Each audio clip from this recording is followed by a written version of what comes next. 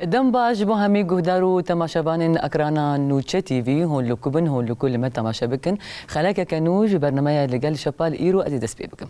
میوان خلاک من یه ایرو براستی کسایت کی کرده او بخوا جگر کی لگیه یعنی ج باجاری دیر که یا جی دردوری باجاری دیر که روزنامه وان او هلبست وان دبکو هون گلکی ویناس نکن جبرکو او گلکی درناک که سر راگهانی لجبیگو ازو بهفدور بهتر ویناس بکن ما ایرو کریه میوان خلق أخوة ميواني من ميوانك جرام بهاي وكسايتك براستي بر بنرخة ميواني خلقها من يائيرو بريز كمال نجم ما مسا كمال نجم روج باشتر روج باش سپاس چاوایت باشی باشن سپاس تنهیدکم باشون تقلك سسرة سرجع بهاتي ميواني ميه جاود دلال ما مسا كمال ما مسا كمال شو بكو مدسبيك دقود بيش كوت نخوة تقلك ينادر كبي سراغ هاني يانجي دبكو قلك خلق يعني قال لك كسايت ام بيجن جواكا مدى ولو قال لك يتسرق هاني نبينا جبر ولو جي اميرو تخوازن درباسي نافاجيانا تبن هرغوليين كرينك وام قال لك تشتغل سرجيانا تجي ناس بكن ما مسا كمال نجم روجنما فاني يعني جي تو روجنما قري بريكو تهلبس فان بيجي ام هناكي بحثا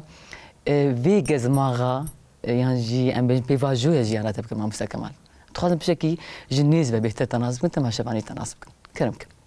سپاس جبو وان فخوندن في برنامجي سرچاري مامستا چی دست پی بکن يعني دست پی کاتا ماموز دست پی کاتا چلو دست پی کاتا وکی ام بيجن خورتکی کرد روزنامه وان و دوور هلبس فانم هناكي كي جنبري كي جانبو تشاوا دست پی کرم هناكي بحثا بيجو يعني هناكي دناف هفديا يروج هفدو جدانا بيلي تشاو بيجم اجباجاري غركي لغيما يعني د بيفاجوي ام بيجن زو اي تمني خوا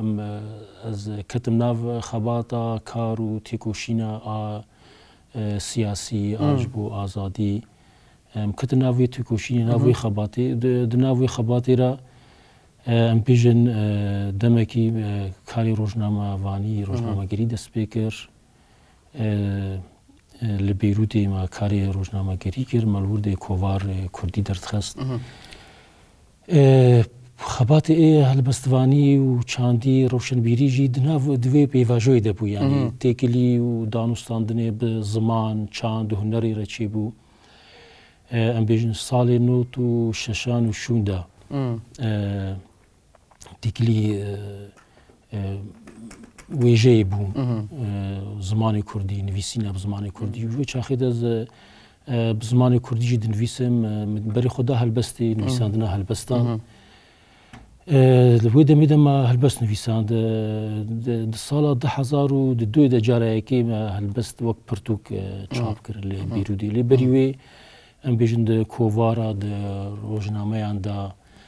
پشتیکو انترنت درکت و مالپرین انترنتی چی بود مالپری انترنتی دما وشاندن هلبستین بکردی و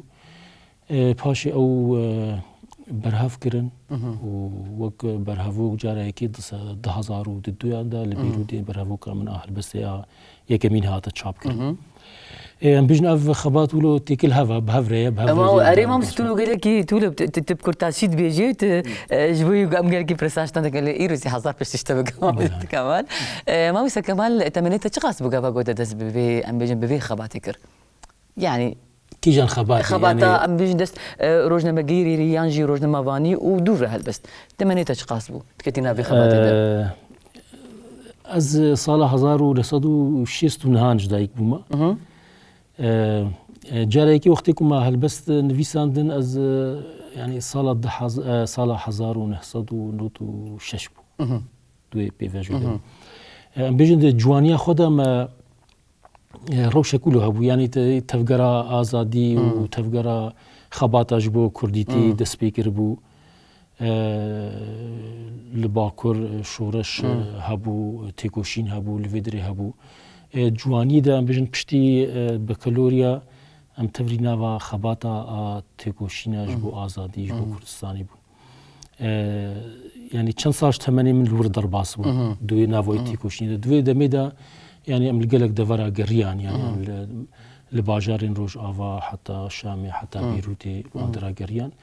دناوی کاروی خباتی دوی دمی من نویساندنا هلبستی دست هل بس دست پێک بوو یانجی ڕۆژنامەگەری دەست پێک بوو کیژە ڕۆژنامەگەری پشتی ساڵا 1999 وەک ئەم بێژن بە هۆستایی پرۆفسیۆنەلی جارایەکەی مە کارێ ڕۆژنامەگەری کرد ئەم چوون بێرودێ لە بێرودێ کۆڤارێکی زمانی عەرەبی بوو لێ کۆڤارێکی کوردی بوو یعنی کووردا بوو بناوێ کۆڤارە سۆرگۆل کۆڤارێکی بەدەستور بوو بە جەم حکوومەتە لبنانێ لودێ ناوەندا کۆڤاری هەبوو لودێ مەخەباتە ڕۆژنامەگەریە نویسکی کۆڤاری دەست پێ کرد نویسانە بە کوردی پێیواژۆیان نویسینی مژوربوونە بە زمانی کوردی مژوربوونە بە وێژەیە کوردی و هەلبەستی بەریوێ دەست پێ کرد بەریوێ دەست پێ کرد چەند ساڵە لە بەیروودێ مای مامۆستا 1999 لور بوون حیا 2002 داویە 2002 2003 حتاوان ساڵە گوێدرێ بوون البيرودي ماي وي قاسي وخبات اللي يذكر ما مست تقيسي امبيجن شخوتا جو هالبس شخو بري انا جيم قلتي استمجد بيجم تماشا باني دبين شبال قلكي بآلية خلكامي ديركي بدي براستيجي يعني استمد بيجم خلكامي ديركي وقلكي لقي او امبيجن آلية جزيرة قلكي شخو كرديا وقلكي يرسنا وشخوا يعني دفوكا واجي قاواغو بيد آخر من قلكي يرسن وخوشه وقاواغو هالبس جنويس نهيجي إجا خوشتر وشيرين ترى أما مستا أو أمبيجن نويسين عتا يا هالبستي يا قوت نويسي بهتر أمبيجن بهتر شكوهات جي أمبيجن جي ويبا بيواجوها شورشي هات يعني أمبيجن جي هستكي ولو ما في ونداي هستي ما في ونداي هستي بأمبيجن كوكس أمبيجن اعترافي بكردانك يانجي بيتر تشترى بولو أمبيجن باش تقرقو تلبستي من بيسي يعني ما مستشبال يعني نفيسينا هالبس يانجي مجربونا أمبيجن بشكي وجيفا يعني نبان دورا ام بيجن بويركي تاني يعني جينجهكي تانية او برهف كرنا مروفكي اج وقتا كو زاروكا حتى كو دبي جوان حتى كو او تخاسي بير دبي چه برهف كريا چوية كودري چه ديتيا چه خونديا چه بهيستيا چه برهف كريا او دبي بيردان كاوي او دبي بيردان كاوي او بهرم يعني بهرمندية يعني نفيسين وك افرينري افراندنا هالبستي نافي افرينرية يعني وبهرمندية وشو عليك دين لي برهف كرنا حمو بيفاجويا جيانا مروفكيا يعني فكروا رامان وهستو أمبيجن جهاتيا برهفكرن يعني مروف وقتكو جيان دكي لجينجها كي جيان دكي دردورا خو باندور دبي جواكا دردورا خو باندور دبي الأردنيغاريا دردورا خو باندور دبي الآف وهوايا دردورا خو باندور دبي جكسو دردوراوي الباندور دبي تشتيكو خونديا تشتيكو ديتيا تشتيكو بهيستيا تشتيكو باوري بيانيا افحمو دبي جينجها اوي افرينريا لما يعني وقتكو امبيجن ولا فلان هريم يعني فلان هريم او نمرجكي بنجهينا يعني امبيجن خلكين فلان دري خلكين فلان دري بهرمنترن يعني امبيجن زماني وان خوشكتر سفكترا چه دبيكو هرمين گندوار هرمين كو باجاري بچوكن گندن باندورا باجاري مزلوا نبويا باندورا چانداش دروا نبويا بلكي حتى رادايكي رسنيا زماني خباراس رسنيا بيرو باوريا كردي رسنيا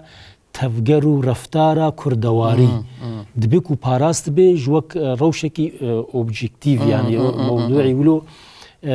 باراست بي لي دميني مجار دمينيكو بهرمندي افرينري وخبتين خباتا خبتين تتش برهف كريا تتش دیتیا چ بهیستیا تا چقا خوندیا تا چقا گهدار کریا تا چقا تشت گرتنه بیردان کا خدا و تب چ آواوی و بیردان که بشیوه کی و جی د آفرینه به چیروگا کی دنویسه به هلبسته کی دنویسه به رومانه کی دنویسه افتش تحمو باندورد کرد یعنی مروف د پیواژویا جیانا خدا هلبستوانا دخوینه هلبستن ورگراندی دخوینه ام لوی ولاتی ام به آوایی که خوازایی ام دزمانه دخوینن دزمانه دزانن ایکول سرخ وسطیا بن زمانه کی سیاجی دکارن زانه بن چارای زانه بلی وک خوازایی ام زمانه خوی دایی که دزانن و ام ج دبستانه ج خوندنه ام زمانه عربی جد زانن زمانه وی ولاتی یعنی سردست بو ای پروردی خوازایی ام دزمانه زان ام دزمانه دخوینن ام د ازمونا دخوینن ام د چاندا دبینن د چاندا فیر دبن او خوندن باندور دکه هلبستن به زمان عربی هلبستن جهانی کو ورگه هاتنا ورگراندن به زمان عربی اف حمود بیردان کا امرو وکیدا دبه بنگها جبو آفرینریا هر جره کی اري نبيسانا هلبستي يعني تشيروغي ما مست بهتر تشكيرة خوند حياة رجائر بهتر تشكيرة يعني بهتر ام بيجن هلبستي كي تدكشاندن بلا تدكشاندن يعني بهتر ام بين رومان نبيس يعني نبيسا ام بيجن بقشتي بهتر يعني هلبستواني بلا تدكشان بهتر تشكيرة خوند من الماموسات فردجي يعني ولو اريشيك هي قالك جارة ولو اف برستي كرن يعني مثلا كتب كي باندور يعني تكي خون تكي او ديت يعني يعني الولات كي مجيان تكن ولو هرتشت نبر دستا ولو تشخورا بهالبجيري يعني بجارتيا ما دما جواني دا ام بيجي وقتكو ام تيكلي جياني بون تيكلي خوندني بون تيكلي برهفكرنا آگاهيا وزانستي و بيجن ويجي بون او قاس بجارت البيشامه نبون يعني كو ام بيجن كامي بريخو بدن فلان يعني كازي فلان كسي بخوينم الوان باجاري بچوك الوان غندي وك باجاري وك غندان اوقا بجارتا نبو يعني برتوخانه ولو برفرهي نبو اي نبو انا بو ازادي نبو برتوخانه نبو راس برتوخانه پر نبون ليفغر مرجع وخاصه بتايبت يعني اي كردي نبون واي عربيجي يعني نبردست بون دبكو يك دباجاركي مزن بانا بلكي او درفتاي بهتر با يعني يك ام بيجن لباجارين لبايتختي بي او درفتها بي ولو ام كارب نتشتهل بجير نبو شتكت بردست شتكت بردست ما دخون جارنا مثلا ام بيجن هوالكي ما برتوكك آنيا ديوانك هلبستي يعني رومانك آنيا اش بيدا كريا ملجاكي رومانك بيدا كريا ما خون ديا لو ما يعني ولو بريخو نداية دبستانكي بتايبات امي هرنيا فلان كس بخوينا يعني جي ام نفيسا فلان كس حزدكن امي تاني بريخو بدنوي شكتيا بردست او بويا او بويا بنجا او بويا كتيا بيردان كده ليه افجناي واتاكو بدميره وقتا كنت فيجا تجهي اصلكي كنت هل بجيري يعني وقتا كنت هلبستي آگاهدار دبي يعني هلبست چيا تجي فين دكي چاوتي نویساندن کی نویساندیا مجاري ويچنا ويچ اخي تبري خو دي هنا كسا يعني هن هلبستوانان وك بيجن د زماني كردي دا د وجيا كردي دا بنجها هري سركا او كلاسيكين كرد كلاسيكين كردي كيفن ملاي جزيري احمد خاني فقيه طيران وهر وكيدن ويا ودا او ايدي بون مجاره ليجريني يعني كان بخوينن ام بينن ام بيدا بكن يعني او بردست هبون هلبستن جيجر خوين بردست بون برتوكو هلبستن جيجر خوين بردست بون او نفشيكو بيرا او بردست بون ما او دخوندن باشي يعني نفشكي دن دركات ام بيجن ايكو ولو بري هلبستا كردي هناكي ولو جوهرتن ام بيجن مثلا الشيخ احمد الحسيني النمر انكو يعني بري هلبستا كردي جيجر خوين ونفشي وي جوهرتن برد تشتكي دن فبرن راست نوجني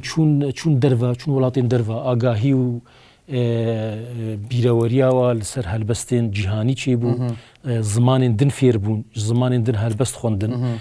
bi awayekî em bêjin nûjeniya helbestê anîn kurmanciyê anîn zimanê kurmancî ew jî bû lêvegerên bingehîn yani ji bo bîrdanka me a helbestê. Erê Mamoste Kemal te çi qeysî yani baweriya te de yani tekarî bû em bêjin bîr û baweriyê xwe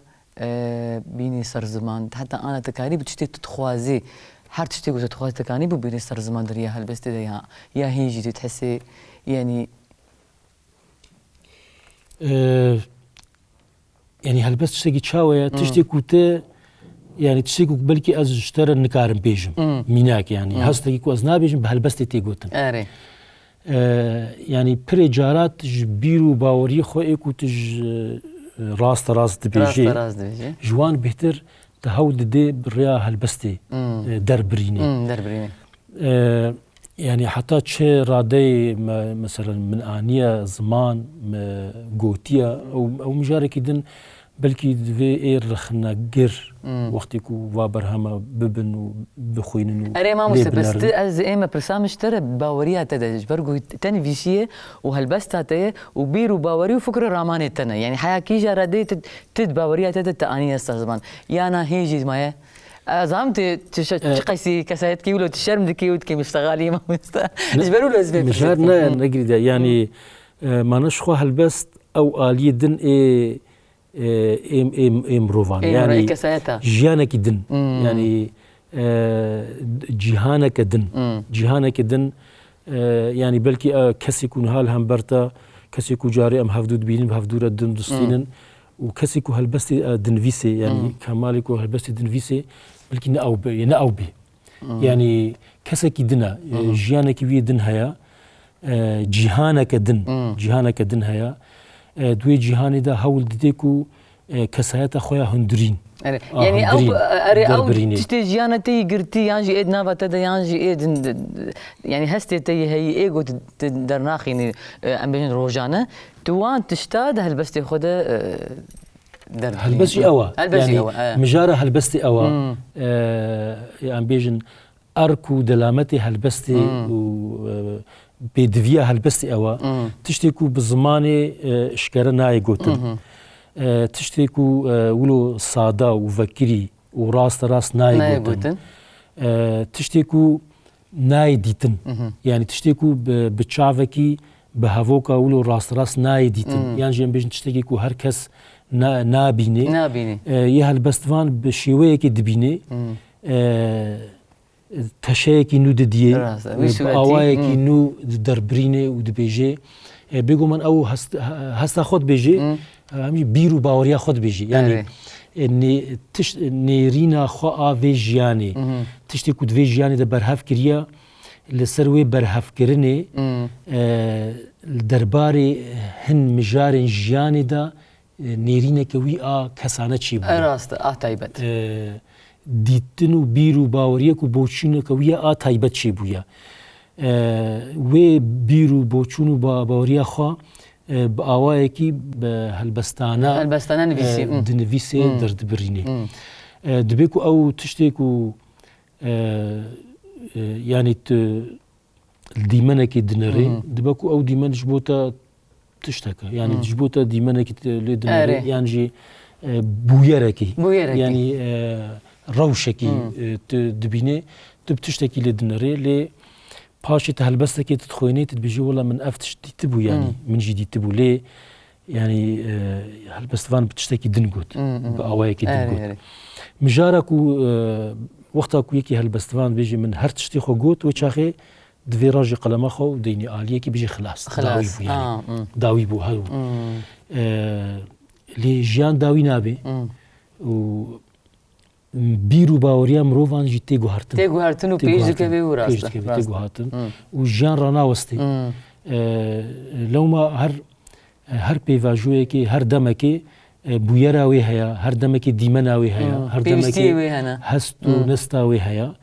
او هر دمكي جي هلبستاوي هيا جبلي ولو يعني شوي هلبست هلبستوانی بخود تگوهرتن شوی هلبست نویسی هلبست جی وک جیناوره کی هبونه کی تگوهرتن تشي قيسي بيشكتي ما مستفقي هالبستفان او نا او برسف نلجمنا نرجبتي او برسف نا آمنا مجارة بجم بلكي ولو اف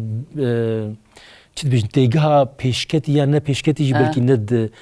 يعني نتيجها كي ولو زاني ما مستزيد مني يعني از خوازم ولو اشتر ولو تبدن فهم قرن يعني انسان يعني كسايت دتش ام بجن تش بنفيسي يعني تش بك يعني دجياني ده سبيك انه وقت بشتي 10 ساله 10 سال وقت 15 ساله 15 سال وقت 20 ساله يعني تبيجي نبيجي مروف بيش دكبي قاوا قلت بردوام وتسر كار بكت بيش دكبي يعني تشخيسي بيش كتي باوريات تد تشخيسي بيش كتي يعني بيجم وقت يكون هلبست نفيسانت 8 من 25 ميناك يعني لانها اس 25 ما زيد 3 ما شاء الله ما شاء الله ما شاء الله وقت ميناك يعني اف تيجهاوي نافي نبيشكتنا نافي چی يعني نافي وي تمزن بو ت دم درباسكر دم درباس بو دم درباس بو يعني هلبستن كوم دسبيك نفيسانت اوي دمي بو اري وي دمي وي دمي باش بو 1995 نوتو 6 وقتها كوم هلبست نفيسانت وي دمي مجارك وي دمي هابو بیرو باوریه که وی دمی هبو جینگه که وی دمی هبو پیو تیگه و واتین وی دمی هبو پشتی چند سالان او تشتحمو هاد گوهرتن جینگه هاد گوهرتن مجاری جیانی هاتن گوهرتن بیرو باوریا مروفان ابو جیانی هاد گوهرتن تجی پیره مجبور وری گوهرتن پیشکتن وقتا کوته کاربه به جیانی را وری گوهرتن بویار آره بمشی وری گوهرتن نبیره یعنی گوهمش لی نها وی روژی یعنی نها ایرو مثلا از هلبسته که بنویسم از بحثا مجارا از بیجم بری 20 سالا بکن وش بوتا نخوش بی وش بوتا نخوش بی یعنی ام بیجن جگر خوین وقتا کو دگوت يعني دقوت جنين كرد بخوينن جنين كرد بخوينن اوي دمي بو وي دمي جنين كرد ندخنت ام بيجن درفت اوان اكو بخوينن تنبو دهات خوستنكو هلبستا خود بيجي بلا جنين كرد بخوينن هرند بستان نها از مجاره كي ورو بيجم يعني وكي كيكو هند بري 5 سال جيانت اري شاشه نا ندماويه نمجاره فيدميه نمجاره فيدميه بيرجي يعني اي رخناجر فانتشتات زانن يكوب هالبستي موجود بن يعني فانتشتات زانن شيوي نفيسين تين غوهرتن شيوي هوناندنا هافوكي تي غوهرتن شيوي دربرينا واتيان تي غوهرتن راست تي يعني برب نبهني برب تشتين ولو نا ديار نا راست يعني تتكاري هافوكا كي مثلا كردن ورابن برخداني كردن ورابن سرهلداني تشتكي راست و ناس كريه وديتيه هركس تكاري يعني جي فين بكي لي هالبست هول ديفا قالبا درباس بكي يعني زمانك كو خوش بي موزیک تی هبی و پاشواته یک تی ده هبی و دربرینکی نو وری هوناندن او صورت خیالی هنک پرسال جمع خوینه را چیکی یعنی ایکو بخوینه هنک پرسان ببینی یعنی نتنی بیجی ولا خوشه گوتیه مثلا گلاسور لا بخچه بهناوی خوشه یعنی برسك جمت تشي نكر بيفك خوشن بيفك خوشه هافوك خوشه قلاصور وبهنا خوشو ناف گلستاني وفلان بيفن خوشن نازكن وصف دانك دبيك موزيكا ويجي خوش بي لي جارك تخونت تزاني شهاد شوها شهاد جوتن او يعني ما بس من كو هالبس ده اوجتي جوهرتن لو ما افز فقرم يعني برساتا اد سبيك او مثلا بيشكتن وانا بيشكتن نب يعني نويتي بيفان يعني اري دبينا تيجهاوي الجمر خنقران نافي نبيشكتن بي يعني نبيج اف هالبستفان بيشكتي بو اف نبيشكتي بو يعني اف هالبستفان بو اف مثلا هەلبەستوانیاوی فلان مژارێدا فلان ئەوێدا گوهارتنێک چی کرد نوبوونێک چی کرد دەنگێکی نو دەرخست هەستێکی نو گوت مرۆڤ دکارێ بێژێک و ینی گوهارینێک چێ کرد مرۆڤ دکارێ بێژێک و کەسایەتاویە هەلبەستیوانی تێناسکردن دەنگی وی دریا هەلبەستیدە ڕەنگی نویساندنە هەلبەستێ ئەو ئێ ڕەخنەگر دەبێژن لێ مژارە کوتە گوت ئەو خۆ دەوێ مرۆڤ بدەمێرە وەرێ گوهارتن بدەمێرە تشت پێش دکەون تنەچاری گۆری وێنال و وەکی وێنات بگوهارێ ئەو هەلبەستی ڕەمژود بێ هەلبەستی ژینەوەرێکی تێگوهارتن دە هەلبەستا چاوات نویسێ مامۆستا ڕێزبەندی یانژی نەخشەت چاوات نویسێ نزانم ئەو ژی تەدی پرسگرێکە مژار ینی مژارە ناو ینی هەنێک بێژن تەدی نوژەن و کلاسیک و ئەوایەکی دین لێ دنەرم ئەوایەکی دین لێ دنەرم لێ ئەمژێر بێژن پەخشان ینی نەسر نە پێلەواز نە مقەفا وەک عەرب بێژن پەخشان مژارە بنافکردناوێ ینی چ جڕێی نویساندنێ ئەوژی مژارە کاتەدی خەڵک ڕەخنەگر بە تشتێکی دی پشیوەیەکی دن لێ دنەرن لێ ئەز وەڵحاسل ئەز نە بە پێلەواز و بە تەرازوو ئەرێ ئەزان مامۆستا کەمال ژوخوا بەحسا ڕۆژنامەگەری ڕۆژنامەوانی کرد و ئەم کەت مەجارە هەلبەستێ ئەم بێژن ڕۆژنامەوانی یانژی ڕۆژنامەگەری چ قەیسی ئالیتە کرد چ قەیسی بوو ئەم بێژن بوو ئالیکار یان نا بلکیژی ینی دەڤەرنادە بوو بە ئالیکار و دەبێک و دەڤەرنادەژی باندۆرێک نەینی کرد بۆ ئاستانگ نە ئاستانگ لێ باندۆرێکی نەینی وەکی چ کردبێ ینی چاوە نها ڕۆژنامەگەری هەنێک ڕێل بەرتەڤەتکێک و دنیای ئاگەهدار دەبێ لە گۆری ینی خۆزایاوی کاری هەنێک خەڵکی ناسکێتە دانوستاندنان تکێت ئاگەهدارێکی چووک و دەرێکی چ کرد کی چ دیت کی چ خوێند کی چ نویساند ji ber ku tu rojane bi ragihandinê mijûlî wê rêve dike yanî îro mesela em bêjin çalakiyek li filan derê çêbû filan helbestvanî filan tişt got filan rexnegirî filan gotarek nivîsand li ser filan kes filan tişt got didê lê zimanê ragihandinê zimanê rasta zimanê berovajî zimanê helbestvanî ye berovajî zimanê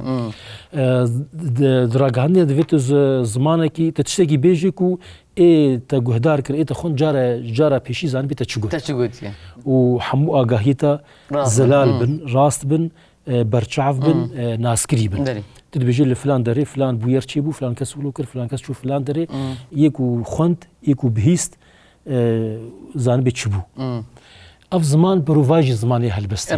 zimanê helbestî ê ne rast zimanê helbestî ê nepenî zimanê helbestî ê ku tiştan bi awayekî din dibêjî ê ku bûyer û reftara navekî din lê dike ê ku em bêjin ji tevgerekê çêjekî din dibînê bi awayekî din derdibirînê dibe ku dûr de carna bandorek neyînî kirbê yanî dibê ez nebînim dibe ku ez vê tiştî nebînim lê ê ku bixwînê ê ragihêne ê rexnegir dibe ku carekê vê tiştê bibîne bêjim yanî mesela wilo ev helbest ev hevok zwaye ev hevok wilo rasta bê paşwata û bê mûzîka û bê em bêjin helbestvaniye مامۆستا کەسی تجاری تەرخ نەکردی عەلی هەلبەستی ev jî mijar jî yanî di helbestê de navê tiştek navê wê rexnekirin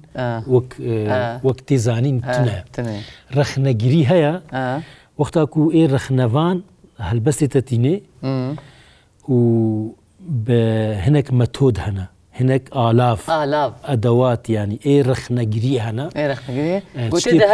tiştê profesyonelin evna xelk vêna dixwîne di zanîngeha de dixwînin yanî şagird diçin zanîngehê beşê rexnegirî dixwînin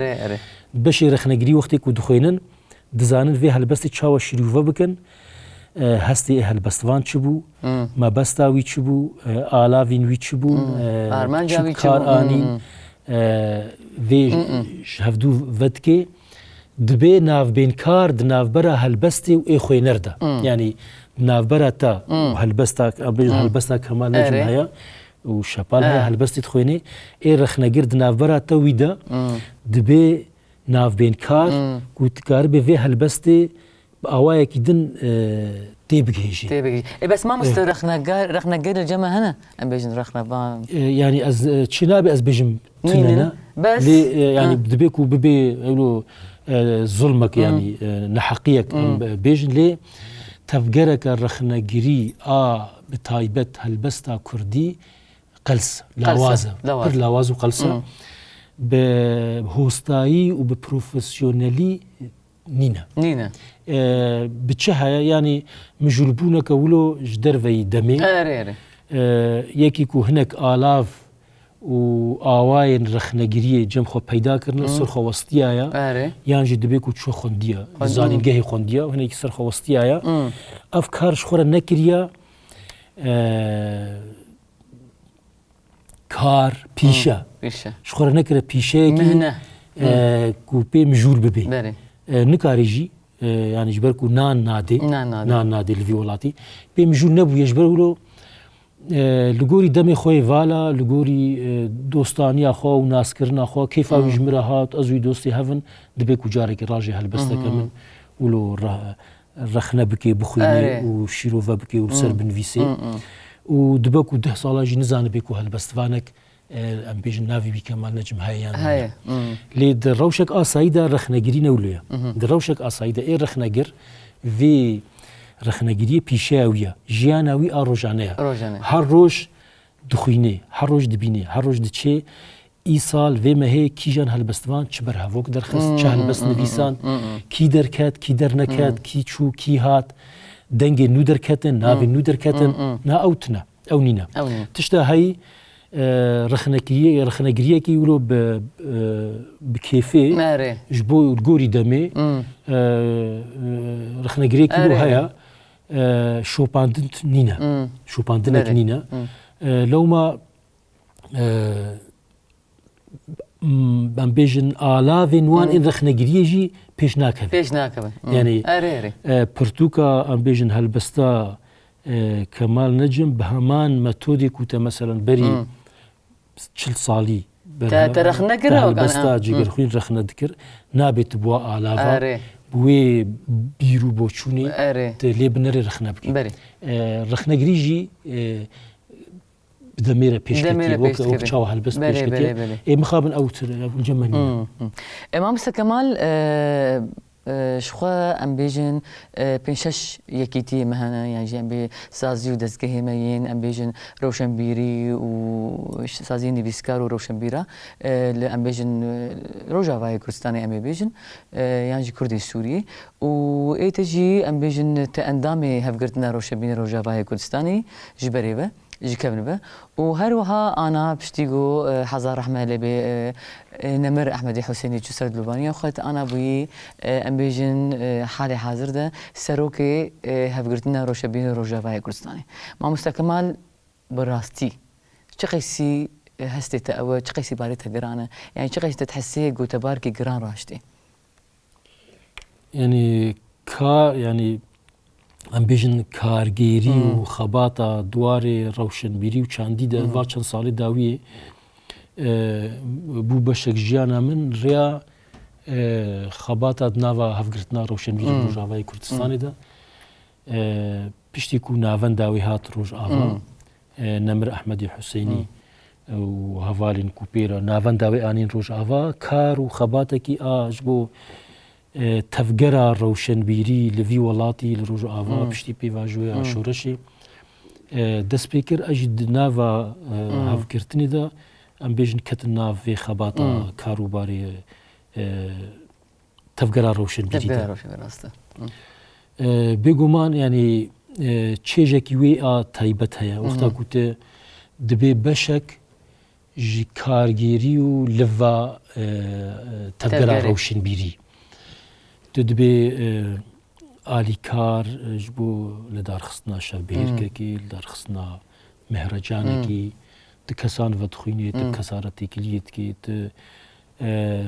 بروجين روشن بيري بيشكيشت كي وتكفي في نافي خباتي دا او تشيجي كيوها وجريداي يعني جانا منه يعني از ناف انا ندوريتيت ناف كار خباتي روشن بيري دا جانا خولو يعني درباستكم بهفكاري وبامبيجن بالريفا بريا نمر احمد الحسيني ما حتى ردايكي تشتكر يعني الفيدري وعشان صالي درباس ويدا تقلك مجارده يعني تفقرها كاري روشن بيري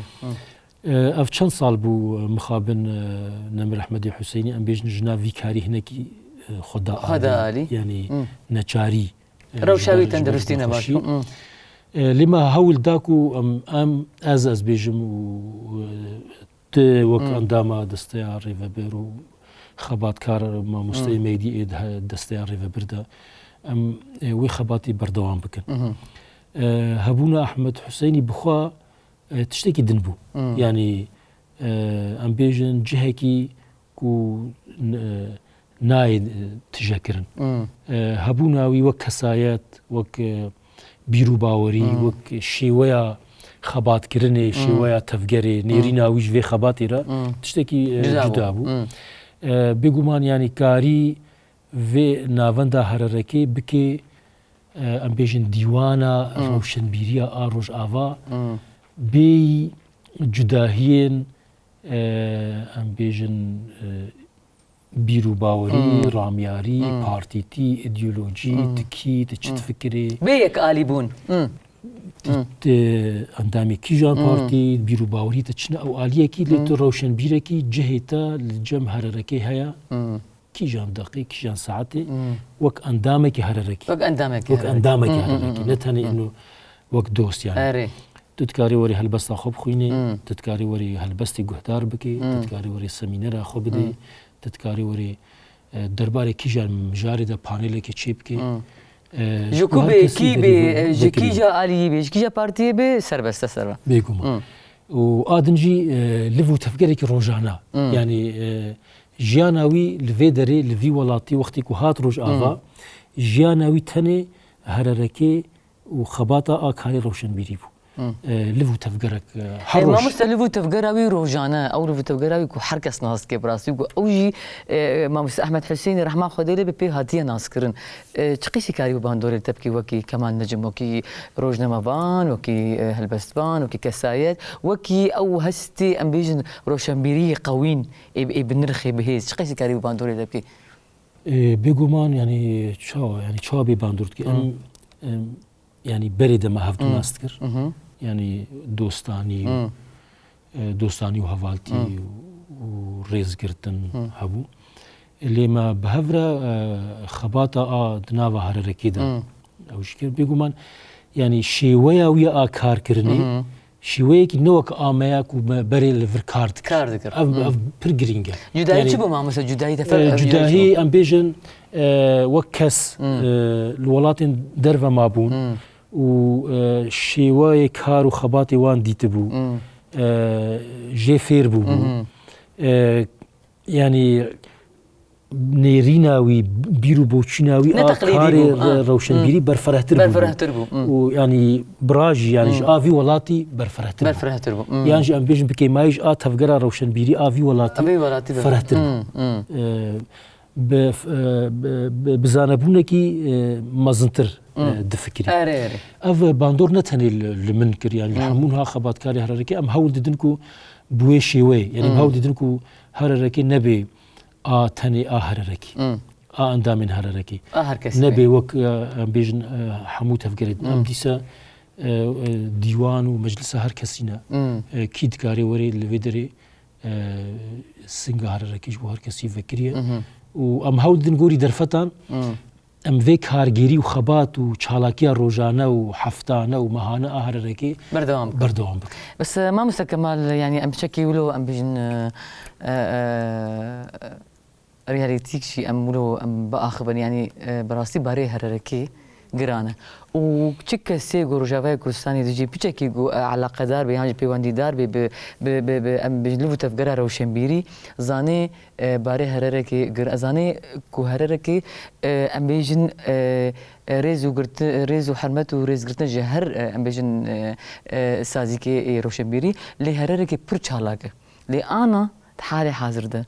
يعني امكانه يعني روش براستي بير ام بيجن زحمته يعني بير جرانا ما مستكي ماسيه وكي هاف قرتنا روشابين روجافاي كردستاني تشنا تش جوره بيوسته تش لازمه تش